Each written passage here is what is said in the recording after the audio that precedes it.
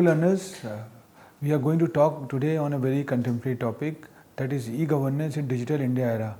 We have a preceding sessions which talks about how the e-governance has changed the face of the country and how the good governance had mobilized the things and make the things ease of doing. So in today's session, this whole e-governance is revolves around in an Indian scenario, in an Indian perspective, and we see that how the government of the country like India is following the e-governance pedagogy, and with that emphasize more on the citizen-centric services. So if we go into the backdrop, we find out that the journey of e-governance initiatives in India took a broader dimensions in mid-90s for wider sectoral applications, and the intention was very clear that to make the citizen of this country foolproof model.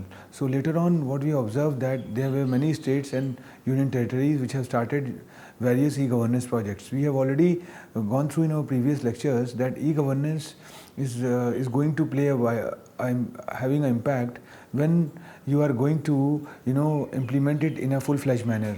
And when you are talking about governance as a whole or e-governance as a whole, there is a great massively use of technology. So when there is a massively use of technology, no doubt the integration is going to play a very vital role. So what we observe that when the state and when the central is intermingled with each other, then only the things can come up in a very good shape. So there were certain projects which had been launched by Government of India on regime to regime basis and on year to year basis. But end of the day, the intention is very clear that they are going to make the governance good, so that the citizen of the country is going to be facilitated by that. So Government of India had launched the National E-Governance Plan, which is known as NEGP, in 2006. 31 missions mode projects covering various domains were initiated, and in order to transform the entire ecosystem of public services through the use of information technology, the Government of India has launched the Digital India program, which is the flagship program with the vision to transform India into a digital empowered society and knowledge economy.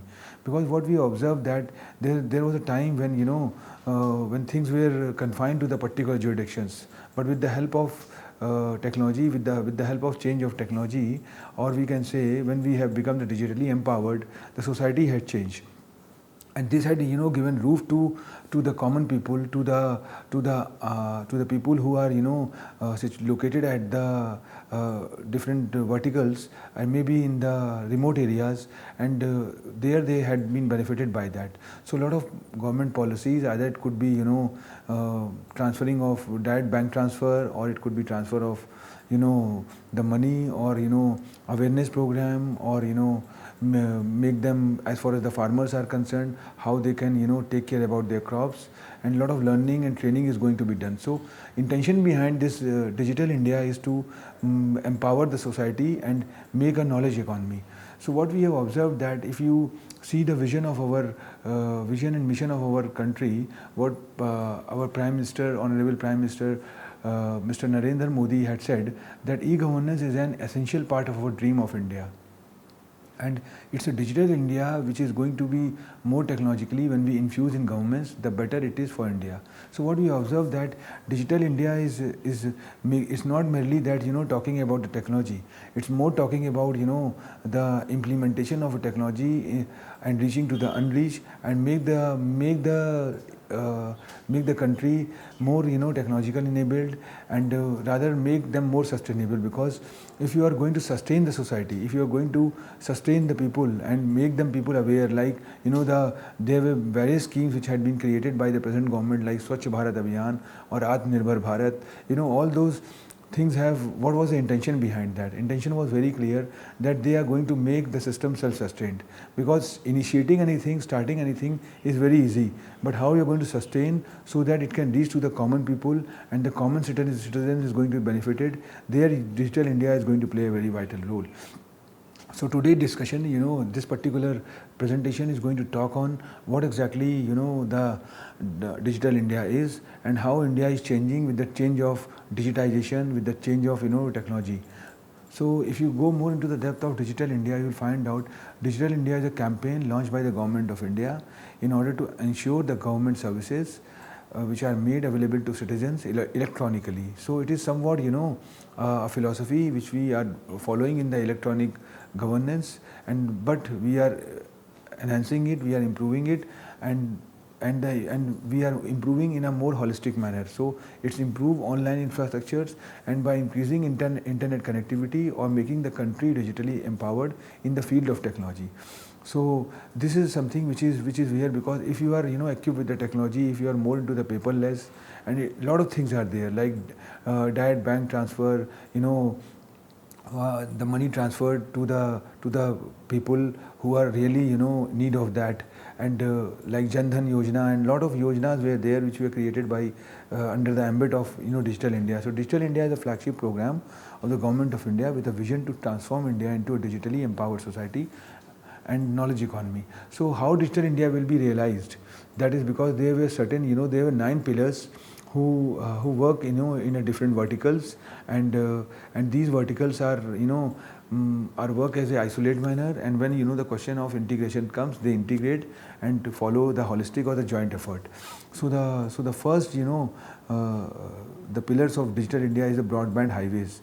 We have seen that we talk about the building of roads, building of the physical brick and mortar movements, but broadband highways are a new philosophy where you can create a hub of internet, so that the remote areas which are where the connectivity is not there in a physical manner, there you can connect with the help of broadband. So this broadband highway is one of the important steps which is a mandate of the Digital India. So now the second is the public internet. So this public internet access programs are there, where we believe that Internet of Things is something which is for all. So internet wherever right now that the data is there, the mobile is with everyone, and it is the vision of the country that the basic amenity is not roti and kapda but a mobile. So there is a 3 basic amenities right now is roti, kapda and mobile. So when you have a mobile, you have a data, you have a access, so you can develop a lot of access programs or a public internet program or community internet which can directly reach to the unreached. Then you have information for everyone. So whatever the information is there need to be transparent. It could be available on the public portal like government GOI portal, so that mygov.in is one of the initiative in this direction. We have seen that how the information becomes everybody cup of tea, and it can easily accessible to all, and it does not so anybody who can go to the particular portal and download. And then you have early harvest programs. There were certain programs which can be initiated like a program for MSMEs, a program for the farmers, so that a lot of awareness programs are there where they can know what are the schemes, what are the benefit common people can get. Then universal access to phones. So right to information is a step in this direction, so that that the phone can be accessed by all. Then IT for jobs and electronically delivery of services. And then E-KRANTI, we have put a dedicated slide which talks about how the E-KRANTI electronic delivery of services works. And then e-governance is there, where it reforms government through technology. So end of the day, what we observe that 9 pillars of Digital India takes the help of technology and try to streamline the process with that. And finally, there's an electronic manufacturing target, net zero import. How the imports can be enhanced, and what benefits one should get if they are exporting the things, and how to the import the things, because so all those things are there which is going to be taken care. So when you go more into depth of Digital India, you will find out Digital India is an umbrella program that covers multiple government ministries and departments. It weaves together a large number of ideas and thoughts into a single comprehensive vision, so that each of them can be implemented as part of larger goal. So what we observe that intention is very clear, that the intention is to reach to the unreached and try to cover the masses, so that those masses who are not getting an opportunity to avail that particular thing, they get the flavor of that. So each individual element stands on its own, but is also part of the larger picture.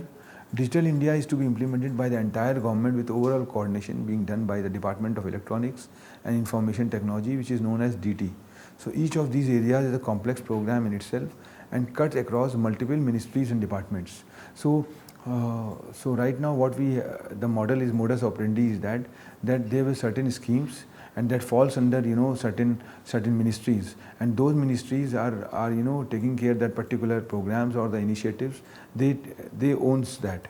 So Digital India aims to provide the much needed thrust to the 9 pillars of growth of areas, and we have already talked about all those areas. And if you go more into the depth of these vision areas of Digital India, it is bifurcated into 3 things, like digital infrastructure as a core utility to every citizens, governance and services on demand, and digital empowerment of citizens. So what we observe that this whole Digital India talks about the electronic emphasis and use of massive use of the technology, massive use of the contemporary technologies, rather we can say.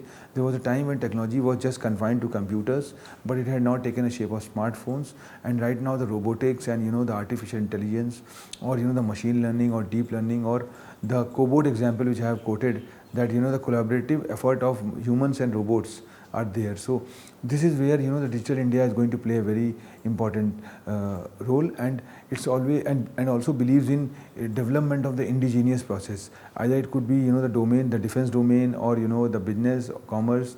The more emphasis is that it's going to promote the self-sustained model, where the indigenous product or the indigenous services need to be given more emphasis. So if you talk about the digital infrastructure as a core utility to every citizen, we know that an availability of high-speed internet as a core utility for delivery of services to citizens, cradle to grave digital identity that is unique, lifelong, online, and authenticable to every citizens. So now what we observe that the intention is to be lifelong, and because as far as learning is concerned, learning should be lifelong and it should be perpetual in nature.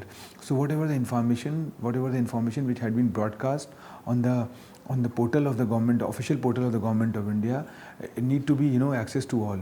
It should be a public document, and everybody have a right to access that data. So mobile phone, bank account enabling citizen participation, and financial space. So easy access to common service centers. There must be there are certain things which are common in nature. So how the citizen is going to make themselves aware about that and going to get about that. So shareable private space on a public cloud and safe and secure cyberspace. That is more important, because right now there is a boom in the cyber related issues, cyber related transactions, and people have everybody is running towards the technology and cyber, but they are not aware about the repercussions of that.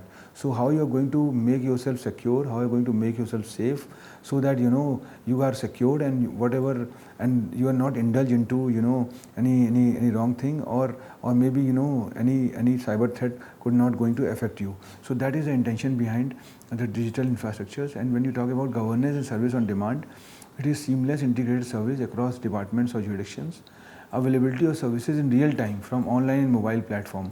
So whatever services are there, it should be real time. It's not like that, say I have taken a PAN card, and if I want to apply for the rectification in the PAN card, and how I am going to do that.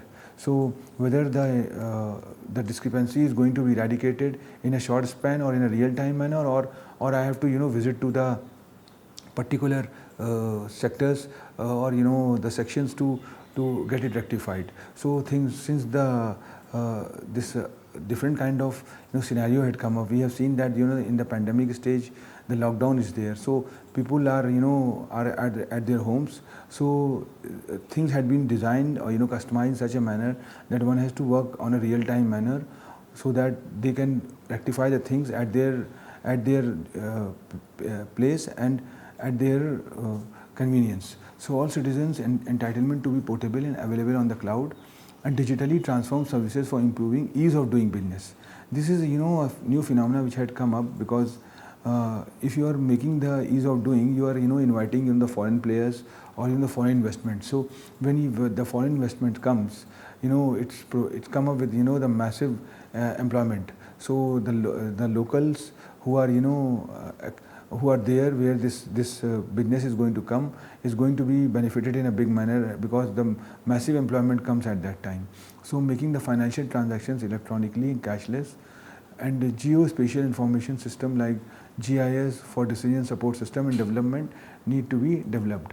So what we observe that digital empowerment of citizens also is one of the ingredients of e-governance, where universal digital literacy is there, and a lot of literacy programs are developed which were initially in the text format or in the language which was not reachable to all, like the English language. Right now the things had been translated in a local language, regional language, or the indigenous language, so that those who are acclimatized with that language, they can use that. So universal accessible digital resources need to be done. Availability of digital resources, services in Indian language, collaborative digital platform for participative governance.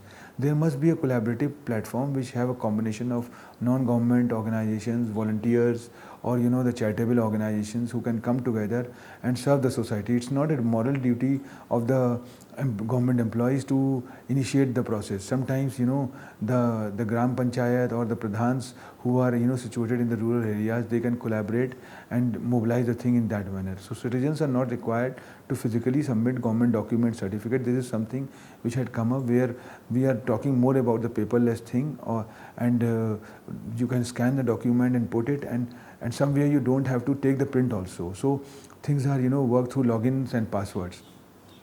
So Digital India, if you talk about, had come up with a lot of initiatives. Either it could be UPI or the Bhim app, where you can, with the help of this Bhim app, you can transact. You can, use it in as far as the e-commerce is concerned. On the other hand, Umang, mygov.in, Aadhaar is something which is there, and a lot of knowledge creation archives had come up. So these archives are facilitate the learners in learning, and somewhere they navigate also, that how you can go to the particular portal. The ready reckoners are there, the learning videos are there which can navigate you, how you can open the site, how you can work on the site, how you can apply for opening the Aadhaar card, or the passports, or applying for the visa also. So this is the model which is going on. And what we observe that when you talk about, there are certain analysis how these initiatives helped in delivering various services to the people. So this is the data which is confined to 2019, and taken from the Government of India portal, which says that there are certain centers, there are certain use navigating things the government have created, like common service centers are created, which is going to benefit 3.65 lakh people.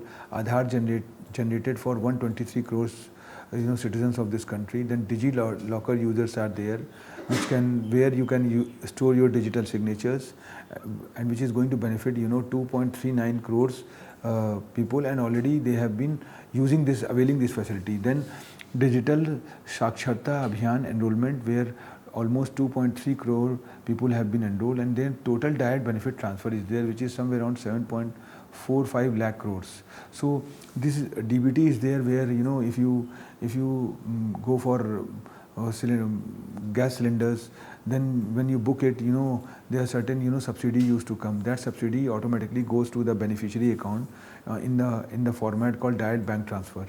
So Jeevan Pramar pensioners are there, which is going to benefit the old age and elderly people. And then MyGov users are somewhere around 81 lakh. And then e-hospital transactions are there. So medical benefit, starting from common services to the routine services, then cyber DigiLockers and other general facilities, all are parcel of this e-governance as far as India is concerned. So on the other hand, a lot of new initiatives had come up. You find out variety of schemes are coming up, like Atmanirbhar Bharat Abhiyan had recently been launched by our Honorable Prime Minister Narendra Modi, and in that what we observe, that a lot of scheme is coming up. It's not confined to the talking about the financial benefits. It's more talking about how to educate people and how to emphasize more on the e-learning. So this is PM E-Vidya multi-mode access to online education program is planned to be launched soon, and through this one nation one digital platform concept is going to be emphasized, and the intention is that e-content and QR coded energized textbooks to be given to all grades across school education in various states and union territories under Diksha initiatives. So what we observe, that these are the new initiatives which the Government of India had done up, and extensive use of online podcasts for digital education, where community radio, there are certain the portals, like if you talk about the kids who are studying either in class 1 or in class 10th or in class 12th, they have got a separate portal, dedicated portal for the particular class, where the archives are there, the videos are there, so very easily they can download it. So especially content production for the visually and hearing impaired group of people is going to be come up, and government is planning to come up with top 100 universities automatically started online courses in the month of in the coming month. So what we observed that these kind of model which had come up. On the other hand, we have observed that we know that there is a pandemic stage. We all are suffering from the pandemic like COVID-19, and lockdown was there. To come out to fight with that, mobile governance had been started, and this COVID-19 to fight with the COVID-19, and with the help of this Bhim app, and the intention is to make people aware about that. So there are certain initiatives which are there, and what we have observed that on the other hand, some more new schemes are there, which are making our youth artificial intelligence equipped. A national program, like a national program for the government school teachers are there, and who can register and learn about that. So how the artificial intelligence is going to help the student and the teachers. So there what we have observed that AI for youth philosophy had come up, where robot is going to teach the learners. So there is no need to physically go to the school, and you can generate your own syllabi, you can learn from there itself. So it's not like that. In learning, what we have observed that the governance is not just to mobilize or make the ease the governance, but somewhere it's emphasize more on the health perspective also. So Areo Setu app is now available on the different platforms, and we have seen that how Areo Setu is working. So, and come up with a logo called Main Surakshit, Hum Surakshit, and Bharat Surakshit. So this kind of the model had come up, where the individual have download the app, and the app is working with them and making them aware that about the COVID-19, how to come out from that. So there are list of e-governance divisions in India. What we observe that it's not like that governance was not there. If we talk about the day we have got freedom, from that day the governance had been started. But with the change of time, with the change of pace, the thing had been changed, and gradually what happened, the governance had taken a shape of a e-governance, that good governance.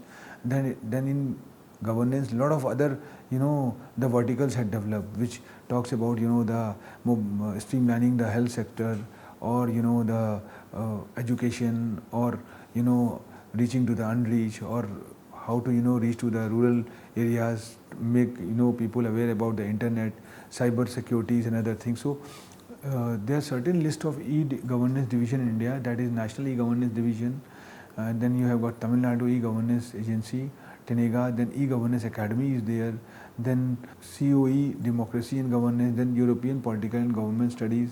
NSDL is something which is there, because, and the good part is that if you want to open your PAN card or something like that, NSDL is facilitating a lot. Then Department of E-Governance is there, then CSC is there, and E-Governance how E-Governance work as a good governance, because that is more important.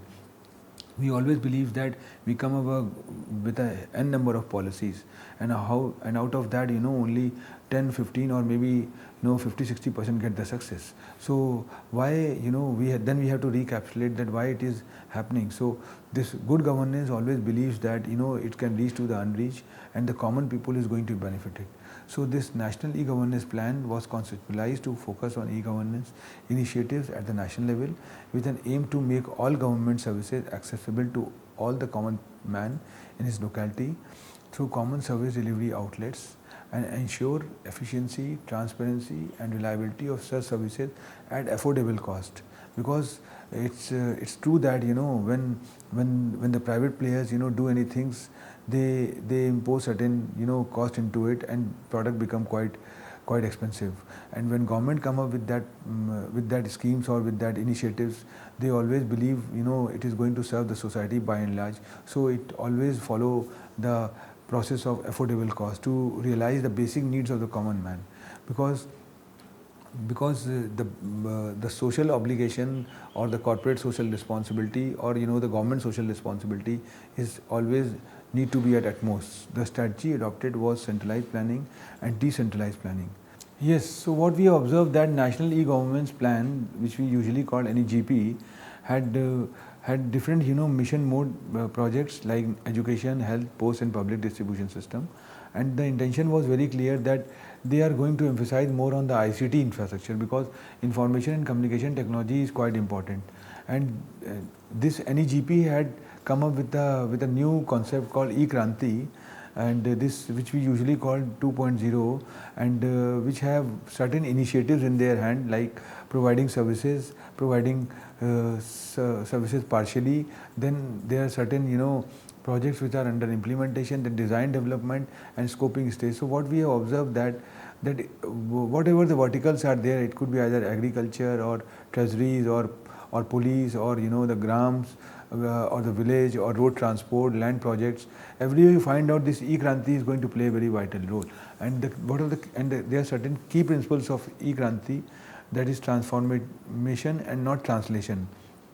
It's not like that the replica need to be created. The intention is very clear that we have to bring a paradigm shift. The transformation need to be done. So all project proposals in E-KRANTI must involve substantial transformation in the quality, quantity and manner of delivery of services and significant enhancement in productivity and competitiveness. So integrated services and not individual services. So intention is very clear that we are going to integrate the service, whatever the verticals are there, and it can come up with a very good flavor only when you integrate the things. So government process reengineering to be mandatory in all the segments, and then cloud by default is there. So rather than putting the data in the brick and mortar servers, we should give emphasis on putting the data on the cloud. So cloud shall be the default cloud of the government departments like National Informatics Centers, which is the flagship body as far as the internet dissemination is concerned. It's governed through that only. And fast tracking approvals are there. This is more important, because if they delay in the approvals, ultimately what will happen, things are going to be delayed. And once the DPR, which we usually call detailed project report, is approved, the competent authority or the empowered committees may be constituted with delegated powers to take all the subsequent decisions. And language localization is something which is very important, that all the information services in e-governance projects are available in Indian language, or we can say the regional languages, because there are some people who prefer the regional language, their native language. So the program need to be customized or translated in that. So security and electronic data preservation is also one of the important ingredients, because if we are going to secure the data, secure the informations, and that is the reason the government of any country adhere to the GDPR policy, that is General Data Protection Regulators. So the intention behind is that security, there must be safety and security of the data which is going to be used. So on the other hand, there are certain initiatives taken by the e-governance India, like Bhumi project, Khajane, e-Seva, e-courts. These are the projects which were usually going on, and some add-ons had been done, more technology had been involved into it, which is making end-to-end automations, so that the things are going to be more streamlined and land records need to be done. End of the day, what I think that we, as far as the two sessions are concerned, as far as the e-governance is concerned, and the present session in which I am talking about e-governance in the Indian perspective, we have seen that the government is taking, every government is taking an initiative as far as to streamline their governance. The intention behind the e-governance is not to massively impose the technology, but to make the citizen-centric approach, so that it can, the governance or the process become simpler, and it can become useful for all. So through these e-governance projects, the citizen-centric approach are there. What we observe that lot more need to be done. And the governance of this, as far as governance of this country is concerned, it always believes in inclusive growth that covers electronic services, product device, and job opportunities. Because end of the day, the intention of the governance is to always explore the new job opportunities. Not like that every time you talk about the technology, more you are talking about technology, more the humans or the employee or citizens of the country have feel in their mind that it is going to reduce employment, and we will become more unemployment. It's not like that. We have to emphasize more on skilling, more talking about the learning, so that the learners or the existing citizens or the youth of this country groom themselves and learn the contemporary thought, which can make them acquaint, which can make them perfect, so that they can eligible themselves to get the job. So and on the other hand, the production need to be strengthened. More emphasis is given on Make in India model, what the present government is doing. This is also part of the governance. So how the benefit is given to the small and medium sized enterprises or the upcoming entrepreneurs, or the startups which are coming up with a new initiative, with a new thought. They can be given benefits, or they can be given certain the flexibility, so that they can perform in a more faster mode. I think we have talked a lot about this e-governance and e-governance Indian perspective. This can definitely give the glimpse about the rights and duties of the common citizens, common man who are resides in this particular country, and on the other hand emphasize how the Indian government is doing in this direction, and with the help of technological enabled, and with the intention that reaching to the unreached. Thank you very much.